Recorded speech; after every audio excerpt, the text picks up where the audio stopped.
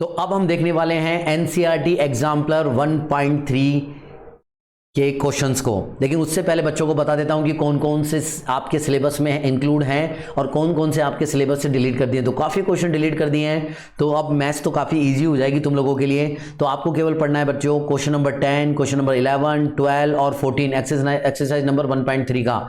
और इतने सारे क्वेश्चन जो कि ये हैं सभी मार्क कर लो, ये नहीं पढ़ने हैं। तो बहुत ईजी हो गया है। अब हम इन्हीं क्वेश्चन का सॉल्यूशन करेंगे और अच्छे से आपको सॉल्यूशन को ध्यान में रखना है। बहुत कम हो गया है। और देखो एनसीईआरटी एग्जाम्पलर जो 1.4 है ना, उसको तो पूरा ही डिलीट कर दिया है। तो बच्चों बताओ, पढ़ने का बोझ तो खत्म ही हो गया। अब इतने क्वेश्चन भी नहीं करो तो क्या मजा है। तो आओ सॉल्व करते हैं एक एक करके क्वेश्चंस को। बड़ा केयरफुली करना, एक बार अच्छे से पढ़ लोगे तो फिर एग्जाम में फुल मार्क्स लाने से आपको कोई नहीं रोक सकता है। तो चलो शुरुआत करते हैं क्वेश्चन नंबर 10 से। क्वेश्चन नंबर 10 देखेंगे बच्चों, ये इररेशनैलिटी को प्रूफ करने वाले क्वेश्चंस है। बहुत बहुत बहुत इंपॉर्टेंट होते हैं, इन पर आप वेरी वेरी इंपॉर्टेंट लगा लो। ऐसा क्वेश्चन आपको बोर्ड एग्जाम में देखने को मिलेगा। हमने काफ़ी बार डिस्कशन भी किया है, तो मैं आपको बता देता हूं एक बार समरी कैसे सॉल्व करते हैं। हमें इसे कॉन्ट्रडिक्शन मेथड के द्वारा सॉल्व करना होता है, इररेशनल प्रूफ करना होता है। हम मान लेते हैं कि ये एक रैशनल नंबर है, फिर हम जब उसे सॉल्व करते हैं तो कुछ कॉन्ट्रडिक्शन पैदा हो जाता है, जिसके कारण हम कहते हैं कि हमने जो अजम्पशन किया था वो रॉन्ग था। हमने क्या अजम्पशन किया था? हमने अजम्पशन किया था कि वो एक रैशनल नंबर होगा, जबकि वो रैशनल नंबर नहीं होकर के वो क्या होगा बच्चों? इर्रेशनल नंबर होगा। ऐसे हमारे को प्रूफ करना है। चलो देखते हैं सॉल्यूशन कैसे सॉल्व करना है। स्टेप बाय स्टेप सॉल्व करना होता है, पूरे में से पूरे नंबर मिलते हैं फ्री के, ठीक है ना। देखो सॉल्यूशन क्या है, सॉल्यूशन बता देते हैं, ठीक है ना। सबसे पहले अज्यूम कर लेते हैं ये एक रैशनल नंबर है। Late us assume √3 plus √5 is a rational number. कौन सा नंबर है बच्चों? एक रैशनल नंबर है। अच्छा, और एक और चीज़ मैं आपको बता देता हूं बच्चों, जब ऐसे सवाल दे रखे होते हैं ना, जब भी रूट में कोई चीज़ प्लस में होती है, माइनस में होती है, तो आपको यहाँ पर √3 को क्या मान के चलना है बच्चों की इर्रेशनल नंबर ही है। ये कैसे नंबर है? इर्रेशनल है। या तो आपको सवाल में दे रखा होगा, नहीं तो मानना है कि ये इर्रेशनल ही है, प्रूफ नहीं करना है इनको। और यहाँ पर √5 को भी आप क्या मान के चलेंगे कि इर्रेशनल ही है, अलग से नहीं प्रूफ करना है। वो केवल सिंगल जब दे रखे होते हैं ना तब प्रूफ करना होता है, ध्यान रखना। देखो है ना, जब वो सिंगल, जब आपको √3 प्रूफ करने को कहे तब आपको उसको रैशनल मानना है और फिर उसे इरेशनल प्रूफ करना है। यहाँ पर पहले से ही आपको मानना है कि ये इरेशनल नंबर ही है, ठीक है। चलो आगे बढ़ते हैं। चलो, अगर √3 प्लस √5 अगर रेशनल नंबर होंगे बच्चों, तो क्या हम इसे p/q की फॉर्म में लिख सकते हैं? हाँ सर लिख सकते हैं। तो लिखो फिर जल्दी सी, ठीक है ना। √3 प्लस √5 को हम लिख सकते हैं बच्चों p/q की फॉर्म में, जहाँ पर आपको बताना होगा कि P और Q क्या है। मैथमेटिक्स में हर चीज़ लिखनी होती है, बतानी होती है कि कहाँ क्या है। P और Q क्या है बच्चों? P और Q इंटीजर्स होंगे, इंटीजर्स होंगे, और जहाँ पर Q कभी भी 0 नहीं होना चाहिए, ठीक है। यहाँ तो कोई दिक्कत नहीं। अच्छा ठीक है, चलो बच्चों अब इसको हम सिंप्लीफाई करेंगे। सिंप्लीफाई करने के लिए क्या करना होता है? हमें रूट हटाना है, हमें रूट हटाना है। देखो अब हम क्या करने वाले हैं कि हम कोई भी एक रूट है ना, रूट की कोई भी एक संख्या बनाएंगे, इसको उसे हम लेफ्ट साइड में रखेंगे और फिर बाकी की जितनी भी चीज़ें होंगी उन्हें एक साइड राइट साइड में रखेंगे। तो हमें इसे एक रूट में एक संख्या बनानी है, ठीक है ना। चलो, तो हमें इनके रूट को हटाना है। तो रूट को हटाने के लिए हमें क्या करना होता है? बोथ साइड स्क्वायरिंग करनी है बच्चों।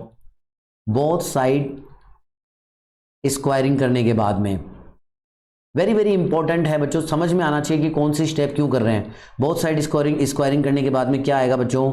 √3 प्लस √5 का स्क्वायर करेंगे और इधर भी स्क्वायर करेंगे तो क्या आ जाएगा बच्चों?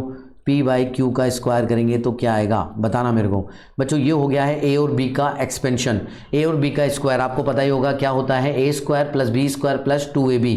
तो मैं डायरेक्ट लिख सकता हूँ √3 का स्क्वायर, ठीक है ना। मैं हर एक स्टेप इसलिए बता रहा हूँ, कुछ बच्चे ऐसे होते हैं जिन्हें कुछ चीज़ें समझ में नहीं आती है। a² + b² बच्चों, a² + b² + 2ab, √3 × a × b। तो ये मैंने लिख दिया, ठीक है। अब उधर क्या आ जाएगा बच्चों? उधर आ गया p² / q²। हर स्टेप मैं आपको एक एक करके बता रहा हूँ सिंपल से। √3 का स्क्वायर कितना होता है बच्चों? 3। 5 का स्क्वायर कितना होता है बच्चों? 5 और प्लस 2 √3 और √5। जब भी √3 और √5 दे रखे होते हैं तो 5 × 3 करके आप एक रूट में लिख सकते हो, ठीक है ना। एक ही रूट में लिख सकते हो, तो √15 हो जाता है ये। तो 2√15 हो गया बच्चों, ठीक है। और यहाँ पर आ गया p² / q²। ओके चलो तो बच्चों ये कितना हो गया 8 जो है बच्चों उधर चला जाएगा माइनस में, तो यहाँ पर बच जाएगा केवल 2√15 equals to P square divided by Q square minus 8। Okay, अब इसको सॉल्व करो, इसको सॉल्व कर लो, क्यू स्क्वायर 8 डिवाइडेड बाय 8 हो जाएगा। इसको आगे सिंप्लीफाई करेंगे, देखो यहाँ पर आ गया 2√15 equals to P square minus 8 Q square divided by बच्चों क्यू स्क्वायर। ओके, चलो अब ये 2 को भी नीचे ले जाओ, तो यहाँ पर केवल √15 बच गया, और हमें यही करना था। मैंने आपको बोला ना एक रूट को हमेशा लेफ्ट में लेकर के आना है, कैसे भी करके सिंप्लीफाई करना और बाकी चीज़ों को राइट साइड ले जाना है, ठीक है ना। √15 इक्वल्स टू क्या हो गया मेरे बच्चों, P square minus 8 square divided bye 2 square. बस इसको ब्रैकेट में बंद कर दो, इसको ब्रैकेट में बंद कर दो और समझो अब ये क्या कह रहा है। अब समझते हैं क्या कह रहा है। चलो अब देखो, अब मेरी एक छोटी सी बात समझो, इसको एनालिटिकल करना है। देखो अब इक्वेशन नंबर 1 दे दो चाहे तो।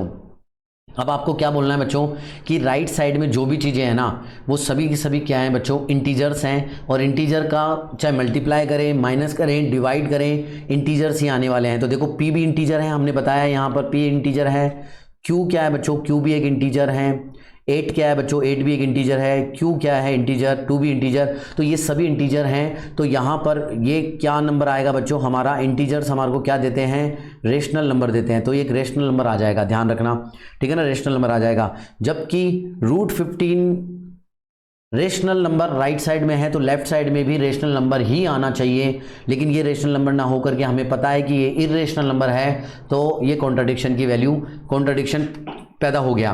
तो ये कॉन्ट्राडिक्शन किसके कारण पैदा हुआ है, हमारे रॉन्ग अजम्पशंस के कारण। तो हम कह देंगे कि बच्चों हमारा अजम्पशन रॉन्ग है, तो हमारा आंसर क्या होगा, हम कहेंगे कि √3 + √5 रेशनल ना होगा, तो फिर क्या होगा, इर्रेशनल होगा। इसी चीज़ को लैंग्वेज में लिखना है, कैसे लिखेंगे बच्चों, इसी चीज़ को लैंग्वेज में लिखना है, कैसे लिखोगे, लैंग्वेज में आप लिखोगे, ठीक है ना, लैंग्वेज में आप लिखोगे कि P, Q, 8 and 2 is integers, so the term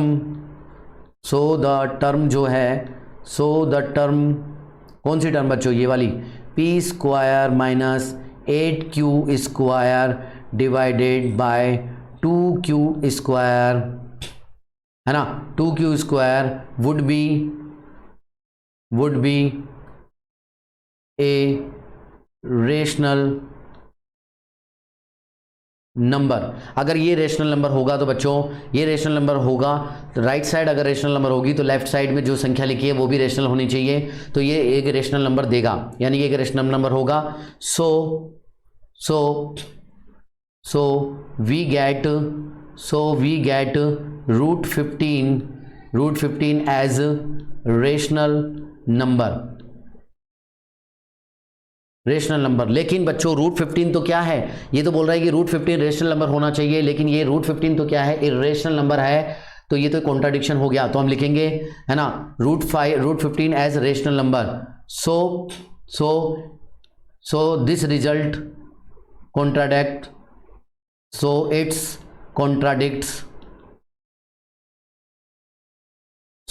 contradicts the fact क्या कहता है, the fact √15 is an irrational number। Okay, तो √15 क्या है बच्चों, √15 एक इरेशनल नंबर, ये कॉन्ट्राडिक्ट करते हैं हमारे फैक्ट को कि √15 एक इरेशनल नंबर होगा। तो बच्चों ये कॉन्ट्राडिक्शन हो गया, तो हम कह सकते हैं कि this contradiction is may arise, ना बता दो कि दिस कॉन्ट्राडिक्शन, ये कॉन्ट्राडिक्शन किसके कारण हुआ है, हमारे रॉन्ग अजम्पशन के कारण। कहेंगे कि this contradiction may arisen, this contradiction is arisen due to our wrong assumptions,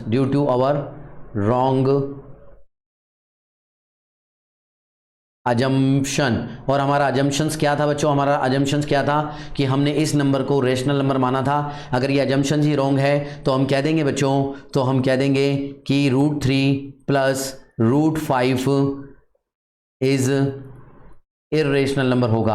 आपको ऐसे लिखना है, इर्रेशनल नंबर होगा।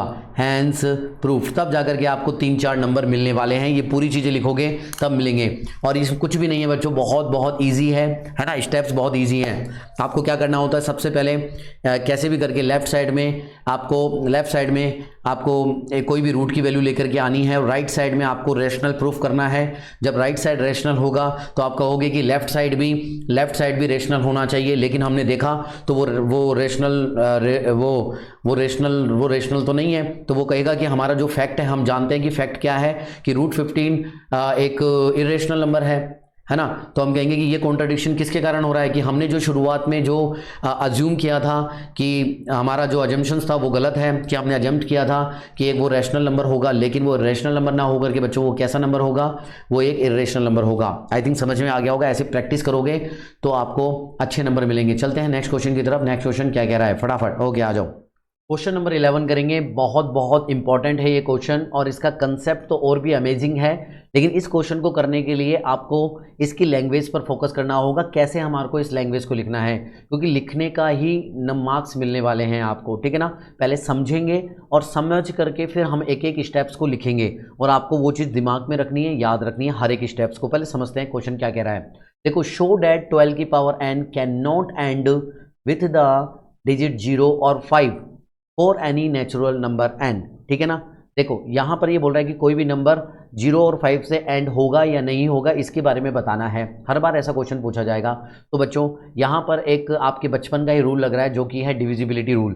तो देखो 5 का डिविजिबिलिटी रूल क्या कहता है, आपको एक बार समझा देता हूँ। 5 का डिविजिबिलिटी रूल आप सभी ने पढ़ा हुआ है कि अगर किसी नंबर के यूनिट प्लेस पर 0 और 5 आते हैं, यानी कि एंड में 0 और 5 आते हैं, तो आता है तो वो नंबर बच्चों, मान लो कि कोई नंबर x है, उसके एंड में आपके आ रहा है 0 और 5, तो वो नंबर डेफिनेटली 5 से डिवाइड होगा या नहीं होगा।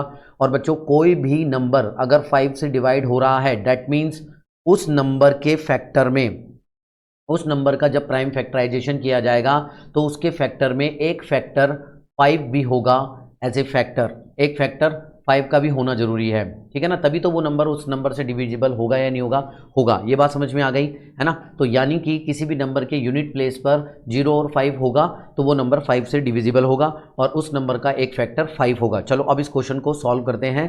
कैसे सॉल्व करना है, तरीका देखते हैं। चलो तो बच्चों लिखने का क्या तरीका होगा, क्वेश्चन को समझ में आ गया। देखो अब हम बताएंगे कि we know that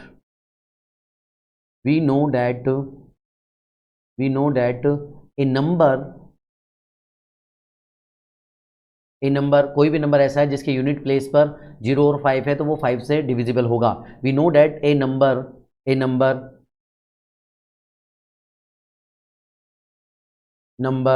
ending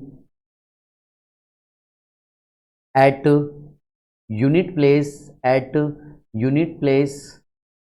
with 0 और 5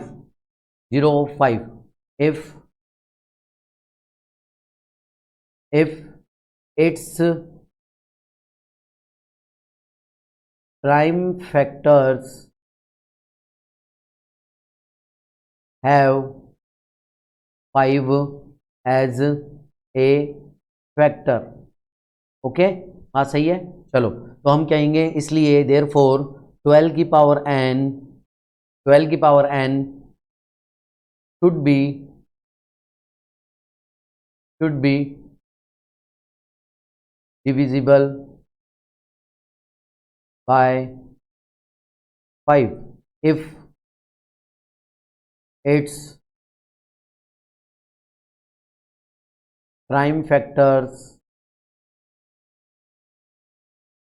have 5 as a factor, ठीक है ना। ये वाली बात हो गई। अब हमें क्वेश्चन में दे रखा था 12 की पावर n के बारे में बताओ, तो अब 12 की पावर n एंड होगा 5 से, यूनिट 0 और 5 से तभी होगा जब वो 5 से डिविजिबल होगा, यानी कि उसका एक प्राइम फैक्टर करेंगे तो उसमें 5 एज ए फैक्टर होगा। ये बात ध्यान में रखना। अब इसके फैक्टर करके देखते हैं। देखो 12 की पावर n का फैक्टर मैं कर रहा हूँ, तो बच्चों 12 की पावर n का फैक्टर क्या हो जाएगा, 2 × 2 × 3 की पावर n हो जाएगा। अब इसको सिंप्लीफाई कैसे करेंगे, देखो सिंप्लीफाई करेंगे तो ये हो जाएगा 2 की पावर 2 × 3 की पावर n, और जब देखो ये 2n से मल्टीप्लाई हो जाएगा 2n आएगा और यहाँ पर n आएगा। देखते हैं क्या आएगा बच्चों। 12 की पावर n का फैक्टर्स हो गए हैं बच्चों 2 की पावर 2n इंटू 3 की पावर n, ये हमारा, और ये भी कोई भी नेचुरल नंबर के लिए है, तो ये इसके फैक्टर्स हुए हैं, ठीक है ना, ये इसके फैक्टर्स हुए थे। इन फैक्टर्स को देख करके आप क्या कह सकते हो कि यहाँ पर 5 कोई भी फैक्टर नहीं है, 5 इसका एक फैक्टर भी नहीं है। चलो तो हम क्या कहेंगे यहाँ पर, है ना, हम ये क्या कहेंगे, इट्स शो डैट, ये हमें दिखाता है, it's show that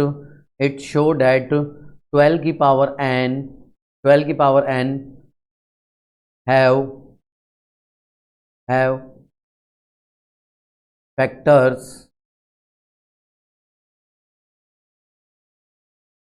only 2 and 5, but 5 is not a factor of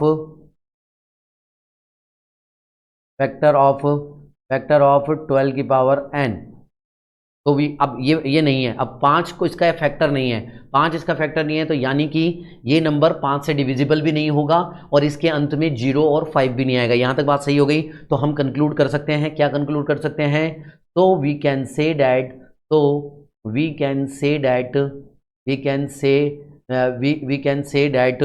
12 की power n never ends at unit place with 0 and 5। बिल्कुल बच्चों, 0 and 5। ओके, ये हो गया हमारा एंस प्रूव्ड, कि हमने प्रूव करके बता दिया कि 12 की पावर n जो है वो 0 और 5 से डिविजिबल नहीं होगा। बात समझ में आ गई। बिल्कुल, आपको शुरू में बताना है उसका रूल कि 0 और 5 के अंत में कोई भी नंबर अगर डिविजिबल है, इसका मतलब वो 5 से भी डिविजिबल होना चाहिए और उसके फैक्टर में 5 होना चाहिए। फिर हम जो नंबर दे रखा है उसको बताएंगे कि ये नंबर भी 5 से डिविजिबल होना चाहिए और इसके फैक्टर्स में 5 होना चाहिए। फैक्टर्स करके देखेंगे, उसके फैक्टर्स में 5 नहीं आया, इसका मतलब ये नंबर 5 से डिविजिबल नहीं है, यानी कि ये डिविजिबिलिटी रूल को फॉलो नहीं करता है। So we can say that कि जो नंबर हमें दिया है 12 की power n never end with unit place as a 0 and 5। तो आशा करता हूँ कि ये क्वेश्चन समझ में आया होगा। दोबारा आपको लिखने की प्रैक्टिस करनी होगी, बार बार कह रहा हूँ। नेक्स्ट क्वेश्चन की तरफ चलते हैं, क्वेश्चन नंबर 12। तो बच्चों क्वेश्चन नंबर 12 देखेंगे, वर्ड प्रॉब्लम है। इसमें बच्चों को काफ़ी प्रॉब्लम आती है कि सर एलसीएम निकालना है या एचसीएफ निकालना है, और मैंने आपको इसका शॉर्टकट मेथड भी बता रखा है। लैंग्वेज में आपको फंसना नहीं है, दिमाग यूज़ करना है थोड़ा सा, और फिर पता लग जाएगा एचसीएफ होगा या एलसीएम होगा। ये मिनिमम और मैक्सिमम का चक्कर छोड़ दो, कुछ सवाल मिनिमम और मैक्सिमम के से हो जाएंगे, कुछ में नहीं होंगे। तो एक रामबाण तरीका याद रखो, मैंने आपको इंट्रोडक्शन वीडियो में बताया, लिंक डिस्क्रिप्शन बॉक्स में है, यहाँ पर बता देता हूँ एचसीएफ के लिए क्या कंडीशंस होती हैं। बच्चों एचसीएफ कैसे या कब निकालना होता है, जब भी जो भी गिवन नंबर्स दिए हुए होते हैं उनसे छोटा नंबर निकालना हो तो एचसीएफ निकालते हैं। अगर डिनोमिनेटर निकालना हो, हमें ऐसे पता लग जाए कि डिनोमिनेटर निकालना है तो, और या फिर डिवाइज़र निकालना है तो एचसीएफ निकालते हैं। एलसीएम निकालते हैं मेरे बच्चों, एलसीएम निकालते हैं जब कोई गिवन नंबर होते हैं उनसे बड़ा नंबर निकालना हो, या फिर मेरे बच्चों न्यूमरेटर निकालना हो। ये आप ध्यान रखेंगे, ये रामबाण तरीका है। अब देखते हैं क्वेश्चन को केयरफुली पढ़ते हैं, वो कह रहा क्या है। देखो, on A morning walk 3 person step of together. तो मॉर्निंग वॉक पे 3 लोग गए थे, तीनों लोगों ने चलना शुरू किया एक साथ। And their steps measure 40 centimeter, 42 centimeter, 45 centimeter respectively. तो उनके जो कदम के साइज थे, यानी कि एक कदम पर एक बंदे ने 40 सेंटीमीटर दूरी तय की, दूसरे ने 42 सेंटीमीटर दूरी तय की, तीसरे ने 45 सेंटीमीटर दूरी तय की। तीनों ने अलग अलग दूरियां तय की थी एक कदम पर, ठीक है ना।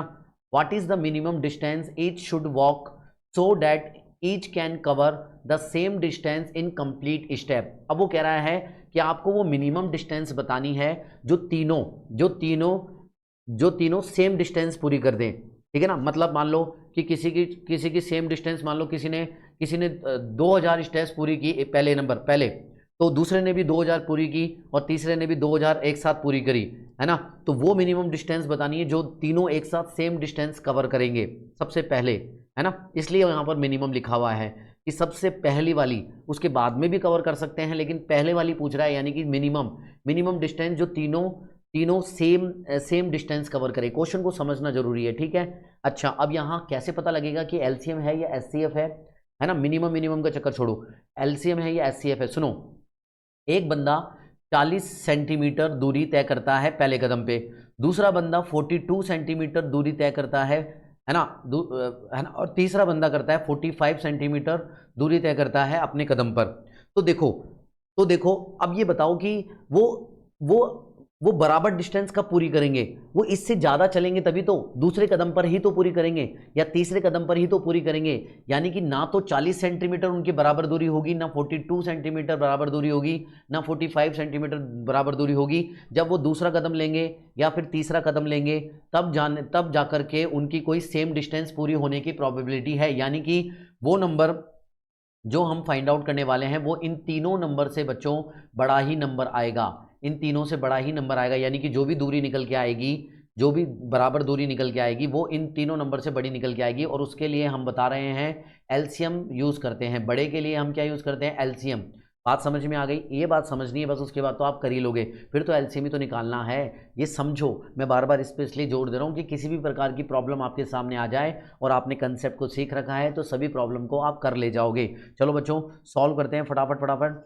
अब सॉल्व करते हैं, हमें एलसीएम निकालना है, ठीक है ना। तो हम कहेंगे now our desire number is LCM of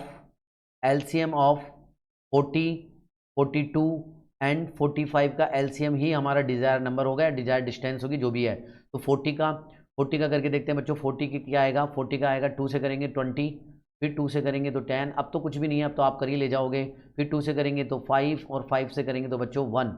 okay, तो बच्चों देखते हैं 40 का कितना आया। 40 का हमारे पास आया मेरे बच्चों 2 की पावर क्यूब इंटू 5 की पावर 1। ओके, और हमारे पास 42 का कितना आएगा, देखते हैं 42 का क्या आने वाला है।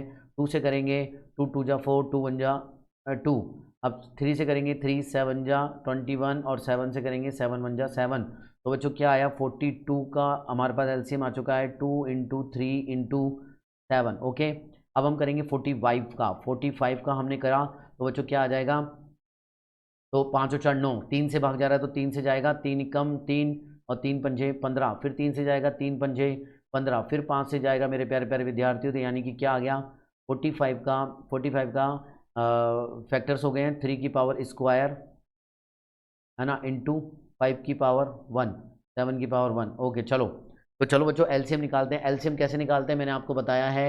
लीस्ट कॉमन मल्टीपल के लिए क्या निकालना होता है, आपको सारे फैक्टर, जितने भी फैक्टर्स हो रखे हैं ना, प्राइम फैक्टर आपको नजर आ रहे हैं, वो सारे के सारे लिख दो। देखो 2 एक प्राइम फैक्टर है, 5 एक प्राइम फैक्टर है, 3 एक प्राइम फैक्टर है, 7 एक प्राइम फैक्टर है, बाकी रिपीटेबल हैं। तो हमें एक एक करके सभी को लिख देना है। देखो 2 एक प्राइम फैक्टर है, यहाँ पर कोई भी नहीं छूटना चाहिए। 2 एक प्राइम फैक्टर है, 3 एक प्राइम फैक्टर है, 5 भी एक प्राइम फैक्टर है, 7 भी एक प्राइम फैक्टर है, इसके अलावा कोई भी नहीं है। अब इनकी मैक्सिमम एक्सपोनेंट को या फिर मैक्सिमम पावर को लिख दो। कैसे लिखेंगे, देखो 2 की मैक्सिमम पावर यहाँ पर मुझे नजर आ रही है सब जगह 3, तो 2 की मैक्सिमम पावर 3, 3 की मैक्सिमम पावर स्क्वायर में है 3 स्क्वायर, 5 की मैक्सिमम पावर 1 ही है, 7 की मैक्सिमम पावर 1 ही है।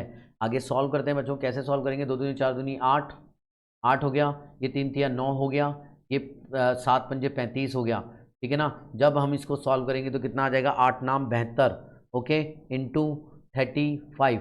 तो क्या आने वाला है मेरे बच्चों, मैं जल्दी से बताओ, देखो आंसर आ जाएगा, मैं देख के बता देता हूँ। 2520 सेंटीमीटर आ जाएगा, 2520 सेंटीमीटर। ओके, यानी कि आप क्या लिखोगे कि वो same distance in complete step, है ना।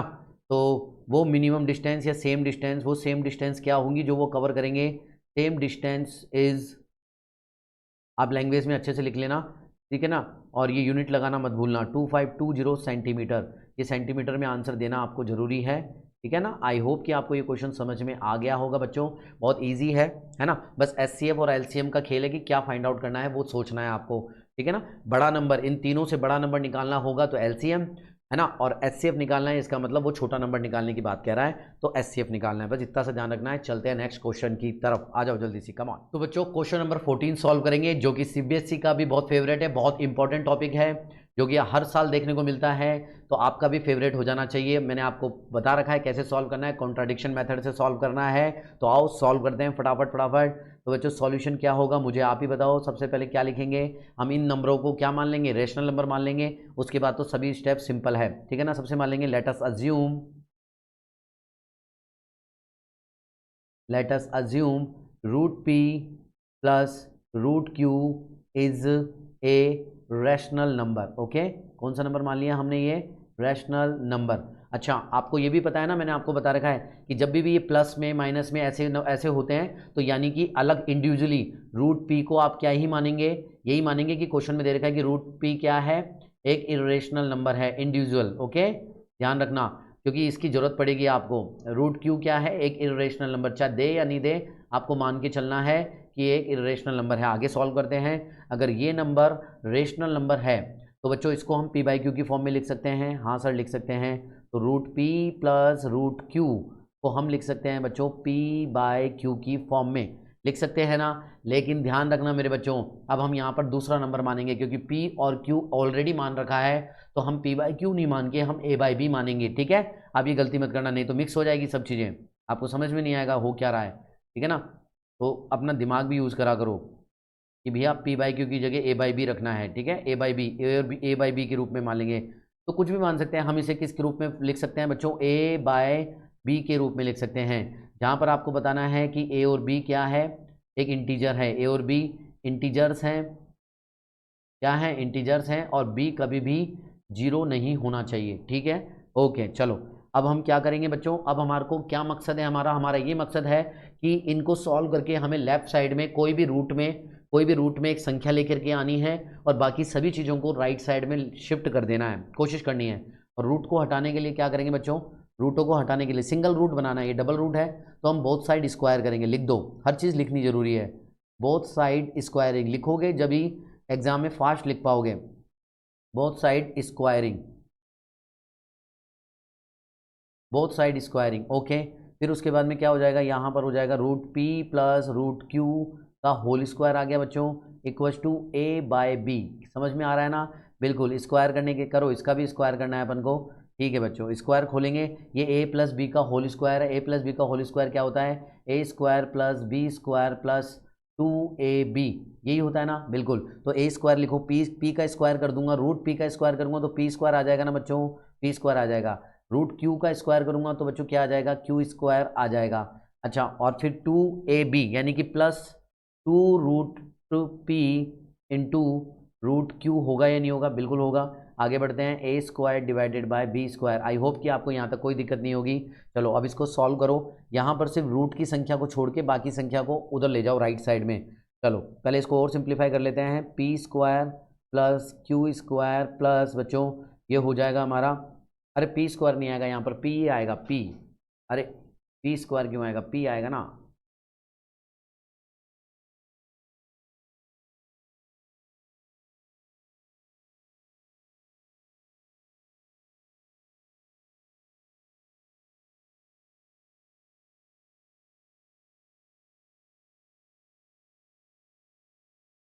तो बच्चों स्क्वायर को खोलेंगे, स्क्वायर को खोलेंगे तो क्या आएगा, रूट पी का स्क्वायर प्लस रूट क्यू का square plus 2√p into root Q equals to कितना आएगा, A square by B square. Okay, अब इसको सॉल्व करो, यहाँ पे आ जाएगा p plus Q plus root P into root Q, क्या क्या लिख सकते हैं हम, इसको लिख सकते हैं 2, ये दोनों अंदर मल्टीप्लाई हो जाएंगे एक ही रूट में, एक ही रूट में, रूट पी क्यू लिख सकते हैं इसको, root p q equals to a square by B square. बस सिंपल सिंपल है, आगे बढ़ते हैं। अब ध्यान रखना, सिर्फ इसको छोड़ के, इस रूट वाली टर्म को छोड़ के सभी चीज़ों को उधर ले जाएंगे अपन। तो क्या हो जाएगा बच्चों, देखो p उधर जाएगा माइनस का हो जाएगा, q उधर जाएगा माइनस का हो जाएगा, 2 डिवाइड में चला जाएगा।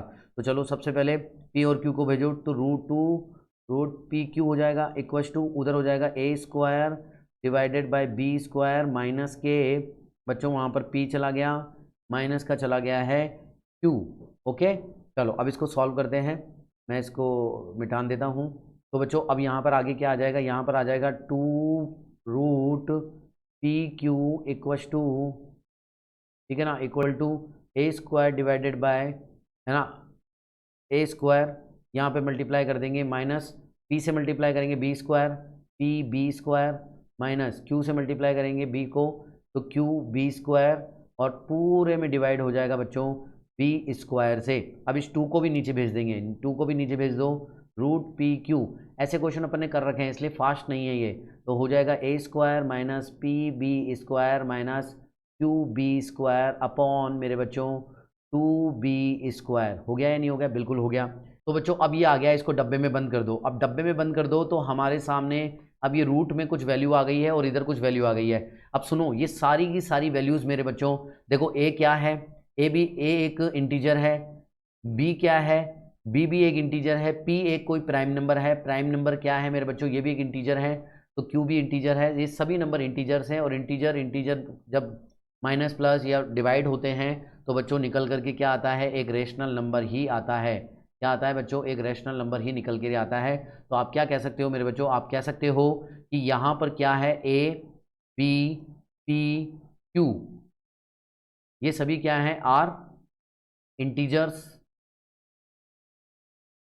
Are integer. तो ये जो टर्म है ये लिखो, तो the term a square minus P B square minus Q B square divided by 2b square will be a rational number, will be a rational number। तो हम क्या प्राप्त करेंगे? so we get root p q is rational. लेकिन हमें तो पता है कि रूट पी क्यू जो है वो एक इरेशनल नंबर है। सो हम क्या देंगे? So we get root p q is rational, but this contradict the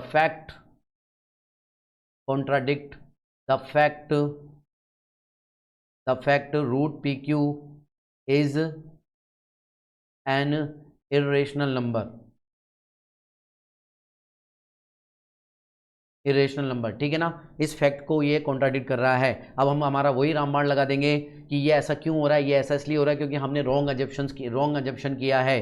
this is due to लिख दो, this is due to our wrong assumptions. Okay मेरे बच्चों, तो वी कैन कंक्लूड दैट कि root P plus root q should be irrational number, ये एक irrational number होगा। Okay मेरे बच्चों, इस तरीके से आप ध्यान देंगे, बहुत बढ़िया है ना। ये ऐसे प्रूव करना है, ये ऐसे क्वेश्चन हमने बहुत बार पहले भी कर रखे हैं। तो आई होप कि आपने इस क्वेश्चन को एंजॉय किए होंगे, सारे क्वेश्चंस को। अब इसके बाद में हम लेकर के आने वाले हैं आपके लिए PYQ सीरीज़ और एक क्वेश्चन बैंक ओसवाल का भी हो सकता है, क्योंकि ओसवाल मैंने खरीद रखा है, तो आपने नहीं खरीदा है तो वो भी खरीद लेना, ताकि प्रैक्टिस अच्छे से हो जाए। नीचे कमेंट बॉक्स में मैंने लिंक दे रखा है, वहाँ से जाकर आप चेकआउट कर सकते हो। और अगर वीडियो अच्छा लग रहा है, यहाँ तक पहुँचे हो, तो एक लाइक ज़रूर कर देना और कमेंट्स कर देना प्यारा सा कि कैसा पढ़ाया जा रहा है और क्या पढ़ाना है आगे और कैसे। तो अच्छे सा फीडबैक जरूर दे देना बच्चों, मोटिवेशन मिलता है ना कमेंट्स पढ़ करके। थैंक यू सो मच, इतने प्यारे प्यारे बच्चे हमारे साथ जुड़े हैं और आपका सपोर्ट हमारे को हमेशा मिल रहा है। Thank you so much. ये जो वीडियोज़ आ रहे हैं इनको देख लो और नीचे डिस्क्रिप्शन बॉक्स में मैंने लिंक दे रखे हैं काफ़ी वीडियोज़ के, उन वीडियोज़ को भी जा करके ज़रूर देख लेना, आपको मदद मिलेगी काफ़ी, है ना। थैंक यू सो मच बच्चों, जय हिंद, जय भारत, वंदे मातरम, बाय।